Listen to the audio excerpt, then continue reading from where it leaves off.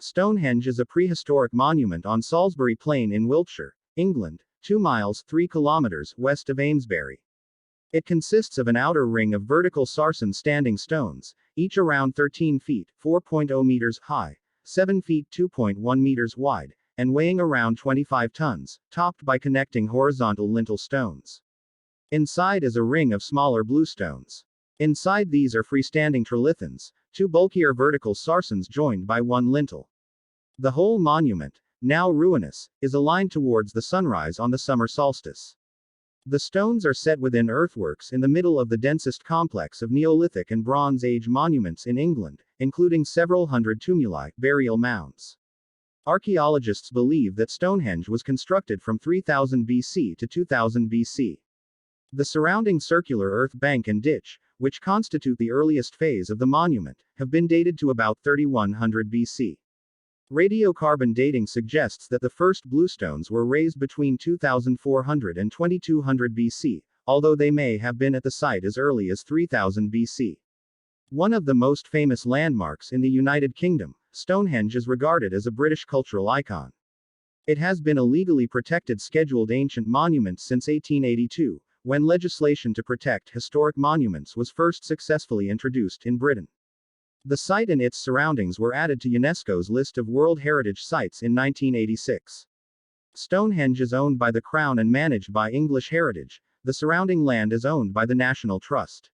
Stonehenge could have been a burial ground from its earliest beginnings. Deposits containing human bone date from as early as 3000 BC, when the ditch and bank were first dug, and continued for at least another 500 years. Stonehenge evolved in several construction phases spanning at least 1,500 years. There is evidence of large-scale construction on and around the monument that perhaps extends the landscape's time frame to 6,500 years. Dating and understanding the various phases of activity are complicated by disturbance of the natural chalk by periglacial effects and animal burrowing, poor quality early excavation records, and a lack of accurate, scientifically verified dates. The modern phasing most generally agreed to by archaeologists is detailed below. Features mentioned in the text are numbered and shown on the plan, right. Archaeologists have found 4, or possibly 5, large Mesolithic post holes. One may have been a natural tree throw, which date to around 8000 BC, beneath the nearby old tourist car park in use until 2013.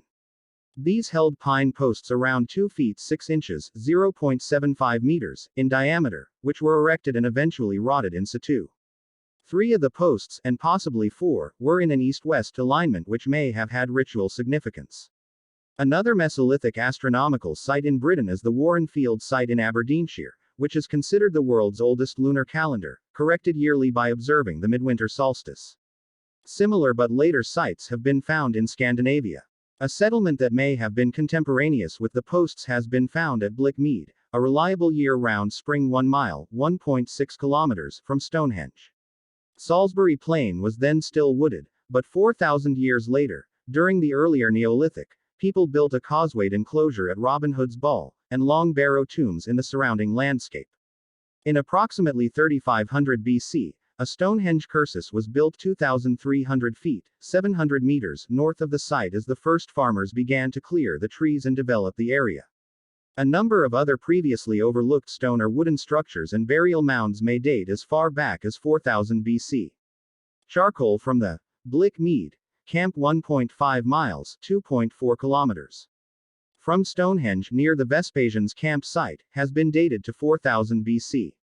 The University of Buckingham's Humanities Research Institute believes that the community who built Stonehenge lived here over a period of several millennia, making it potentially one of the pivotal places in the history of the Stonehenge landscape. Stonehenge was produced by a culture that left no written records. Many aspects of Stonehenge, such as how it was built and for what purposes it was used, remain subject to debate. A number of myths surround the stones. The site, specifically the Great Trilithon, the encompassing horseshoe arrangement of the 5 central trilithons, the heel stone, and the embanked avenue, are aligned to the sunset of the winter solstice and the opposing sunrise of the summer solstice. A natural landform at the monument's location followed this line, and may have inspired its construction.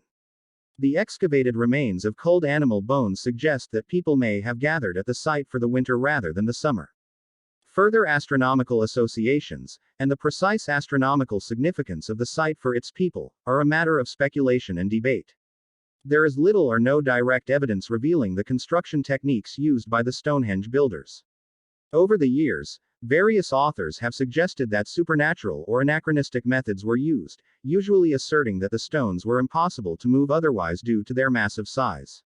However, conventional techniques, using Neolithic technology as basic as shear legs, have been demonstrably effective at moving and placing stones of a similar size. The most common theory of how prehistoric people moved megaliths has them creating a track of logs which the large stones were rolled along. Another megalith transport theory involves the use of a type of sleigh running on a track greased with animal fat. Such an experiment with a sleigh carrying a 40-ton slab of stone was successfully conducted near Stonehenge in 1995. A team of more than 100 workers managed to push and pull the slab along the 18-mile (29 kilometers) journey from the Marlborough Downs. Proposed functions for the site include usage as an astronomical observatory or as a religious site. In the 1960s, Gerald Hawkins described in detail how the site was apparently set out to observe the sun and moon over a recurring 56-year cycle. More recently, two major new theories have been proposed. Geoffrey Wainwright, president of the Society of Antiquaries of London, and Timothy Darvill, of Bournemouth University, have suggested that Stonehenge was a place of healing, the primeval equivalent of Lourdes. They argue that this accounts for the high number of burials in the area and for the evidence of trauma deformity in some of the graves. However, they do concede that the site was probably multifunctional and used for ancestor worship as well. Isotope analysis indicates that some of the buried individuals were from other regions. A teenage boy buried approximately 1550 BC was raised near the Mediterranean Sea. A metal worker from 2300 BC dubbed the Amesbury Archer grew up near the Alpine foothills of Germany, and the Boscombe Bowman probably arrived from Wales or Brittany, France. On the other hand, Mike Parker Pearson of Sheffield University has suggested that Stonehenge was part of a ritual landscape and was joined to Durrington walls by their corresponding avenues and the River Avon. He suggests that the area around Durrington Walls Henge was a place of the living, whilst Stonehenge was a domain of the dead. A journey along the Avon to reach Stonehenge was part of a ritual passage from life to death, to celebrate past ancestors and the recently deceased. Both explanations were first mooted in the 12th century by Geoffrey of Monmouth, who extolled the curative properties of the stones and was also the first to advance the idea that Stonehenge was constructed as a funerary monument. Whatever religious, mystical or spiritual elements were central to Stonehenge, its design includes a celestial observatory function, which might have allowed prediction of eclipse, solstice, equinox and other celestial events important to a contemporary religion. There are other hypotheses and theories. According to a team of British researchers led by Mike Parker Pearson of the University of Sheffield, Stonehenge may have been built as a symbol of peace and unity, indicated in part by the fact that at the time of its construction, Britain's Neolithic people were experiencing a period of cultural unification. Stonehenge megaliths include smaller bluestones and larger sarsens, a term for silicified sandstone boulders found in the chalk downs of southern England. The bluestones are composed of dolerite, tuff, rhyolite, or sandstone. The igneous bluestones appear to have originated in the Preseli Hills of southwestern Wales about 140 miles (230 kilometers) from the monument. The sandstone alder stone may have originated in East Wales. Recent analysis has indicated the sarsens originated from West Woods, about 16 miles (26 kilometers) from the monument. Researchers from the Royal College of Art in London have discovered that the monument's igneous bluestones possess unusual acoustic properties. When struck, they respond with a loud clanging noise. Rocks with such acoustic properties are frequent in the Carn Melon Ridge of Preseli. The Preseli village of Menclochog, Welsh for bell or ringing stones, used local bluestones as church bells until the 18th century. According to the team, these acoustic properties could explain why certain bluestones were hauled such a long distance, a major technical accomplishment at the time. In certain ancient cultures, rocks that ring out, known as lithophonic rocks, were believed to contain mystic or healing powers, and Stonehenge has a history of association with rituals. The presence of these ringing rocks seems to support the hypothesis that Stonehenge was a place for healing, put forward by Darvill, who consulted with the researchers. During the 20th century, Stonehenge began to revive as a place of religious significance, this time by adherents of neopaganism and New Age beliefs, particularly the Neo-Druids. The historian Ronald Hutton would later remark that it was a great, and potentially uncomfortable, irony that modern Druids had arrived at Stonehenge just as archaeologists were evicting the ancient Druids from it. The first such neo-Druidic group to make use of the megalithic monument was the Ancient Order of Druids, who performed a mass initiation ceremony there in August 1905, in which they admitted 259 new members into their organization. This assembly was largely ridiculed in the press, who mocked the fact that the neo-Druids were dressed up in costumes consisting of white robes and fake beards. Between 1972 and 1984, Stonehenge was the site of the Stonehenge Free Festival. After the Battle of the Beanfield between police and New Age travelers in 1985, this use of the site was stopped for several years and ritual use of Stonehenge is now heavily restricted. Some Druids have arranged an assembling of monuments styled on Stonehenge in other parts of the world as a form of Druidist worship. The earlier rituals were complemented by the Stonehenge Free Festival, loosely organized by the Polytantric Circle, held between 1972 and 1984, during which time the number of midsummer visitors had risen to around 30,000. However, in 1985 the site was closed to festivalgoers by a High Court injunction. A consequence of the end of the festival in 1985 was the violent confrontation between the police and New Age travelers that became known as the Battle of the Beanfield, when police blockaded a convoy of travelers to prevent them from approaching Stonehenge. Beginning in 1985, the year of the battle, no access was allowed into the stones at Stonehenge for any religious reason. This exclusion zone policy continued for almost 15 years. Until just before the arrival of the 21st century, visitors were not allowed to go into the stones at times of religious significance, the winter and summer solstices, and the vernal and autumnal equinoxes. However, following a European Court of Human Rights ruling obtained by campaigners such as Arthur Uther Pendragon, the restrictions were lifted. The ruling recognized that members of any genuine religion have a right to worship in their own church, and Stonehenge is a place of worship to neo-Druids, pagans and other, earth-based, or old, religions. Meetings were organized by the National Trust and others to discuss the arrangements. In 1998, a party of 100 people was allowed access, and these included astronomers, archaeologists, Druids, locals, pagans and travelers. In 2000, an open summer solstice event was held and about 7,000 people attended. In 2001, the numbers increased to about 10,000. Throughout recorded history, Stonehenge and its surrounding monuments have attracted attention from antiquarians and archaeologists.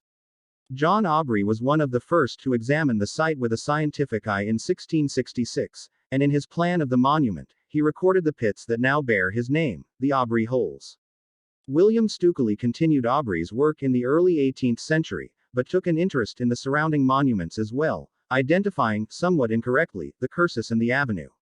He also began the excavation of many of the barrows in the area, and it was his interpretation of the landscape that associated it with the Druids. Stukeley was so fascinated with Druids that he originally named disc barrows as Druids' Barrows. The most accurate early plan of Stonehenge was that made by Bath architect John Wood in 1740. His original annotated survey has recently been computer redrawn and published. Importantly, Wood's plan was made before the collapse of the southwest Trilithon, which fell in 1797 and was restored in 1958. William Cunnington was the next to tackle the area in the early 19th century. He excavated some 24 barrows before digging in and around the stones and discovered charred wood, animal bones, pottery and urns. He also identified the hole in which the slaughter stone once stood.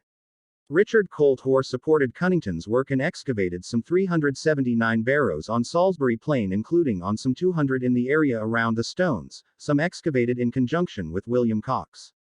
To alert future diggers to their work, they were careful to leave initialed metal tokens in each barrow they opened. Cunnington's finds are displayed at the Wiltshire Museum. In 1877, Charles Darwin dabbled in archaeology at the stones, experimenting with the rate at which remains sink into the earth for his book The Formation of Vegetable Mold Through the Action of Worms.